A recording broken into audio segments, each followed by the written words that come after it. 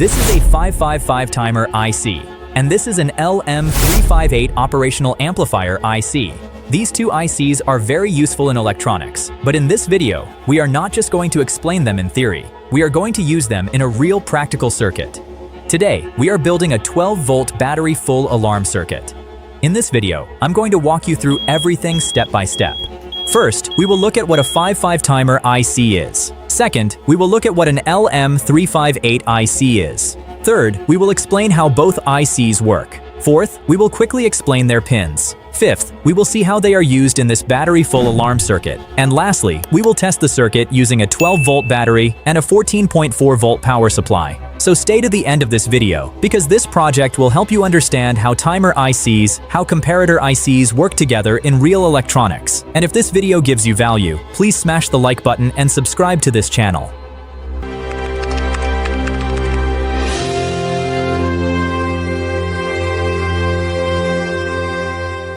So what is a 55 timer IC?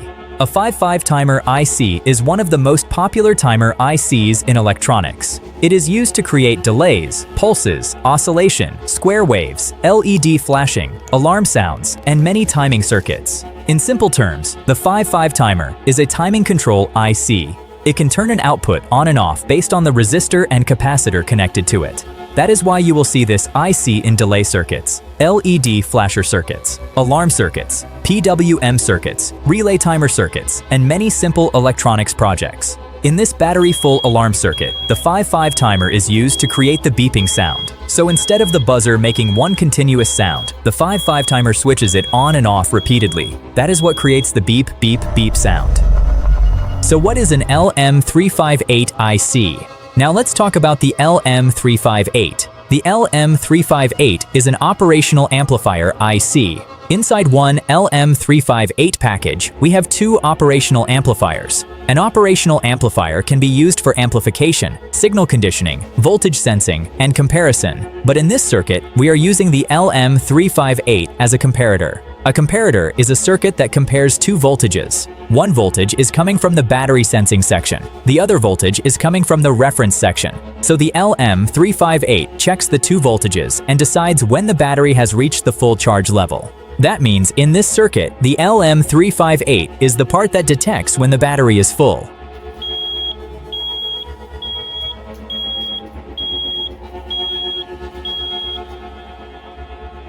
Now let's understand the working principle of both ICs. The 55 timer works mainly by charging and discharging a capacitor through resistors. As the capacitor charges and discharges, the output of the IC changes between high and low. This is what allows the 55 timer to generate pulses or repeated on and off signals.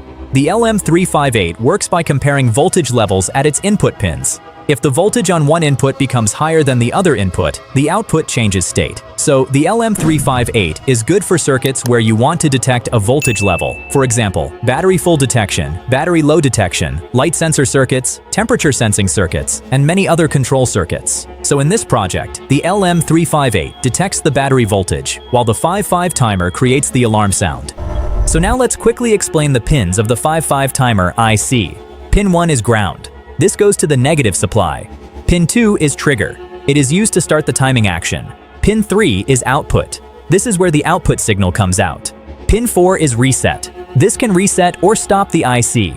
In many circuits, it is connected to the positive supply. Pin 5 is control voltage. It is used to control the internal reference voltage, and sometimes a small capacitor is connected here for stability. Pin 6 is threshold. It monitors the capacitor voltage. Pin 7 is discharge. It helps to discharge the timing capacitor. Pin 8 is VCC. This is the positive supply pin. So in simple terms, the 55 timer uses the external resistor and capacitor to control the timing, and the output comes from pin 3. So now let's also explain the LM358 pinout briefly. Pin 1 is the output of the first op-amp. Pin 2 is the inverting input of the first op-amp. Pin 3 is the non-inverting input of the first op-amp.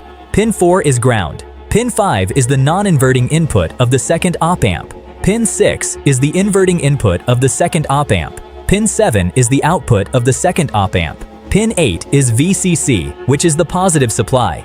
In this type of battery full alarm circuit, we can use one side of the LM358 to compare the battery voltage with a reference voltage. Once the battery reaches the set voltage level, the output of the LM358 changes and activates the next stage. Now let's look at the battery full alarm circuit. This circuit is built using the LM358 5-5-timer IC TL431 voltage reference, transistor, buzzer, LED, resistors, capacitors, and a 12-volt battery input. The TL431 is used as a voltage reference. It gives the LM358 a stable reference point to compare with the battery voltage. The battery voltage is also sent to the LM358 through the sensing section. So the LM358 is comparing two things: the reference voltage from the TL431 and the battery voltage from the battery sensing circuit. When the battery voltage is still low, the LM358 output does not activate the alarm section, so the buzzer remains off. But when the battery reaches the full charge voltage, the LM358 detects the voltage change. Then its output activates the transistor stage. The transistor then allows the 5-5 timer section to operate. Once the 5-5 timer starts working, it generates pulses and drives the buzzer. That is why the buzzer starts beeping.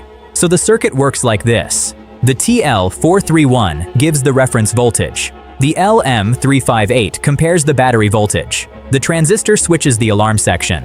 The 5-5 timer generates the beeping signal, and the buzzer gives the battery a full alarm. That is the main working principle of this circuit.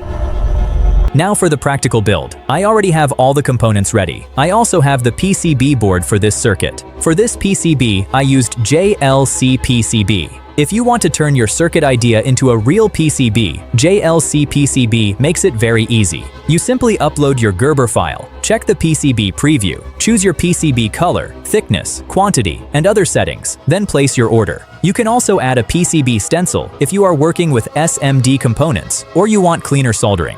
JLCPCB is easy, affordable, and reliable for electronics makers. So now, I'm placing all the components on the PCB board. The LM358 IC goes into its position. The 5-5 timer IC goes into its position. The TL431, transistor, resistors, capacitors, LED, buzzer, and terminal connector are also placed on the PCB.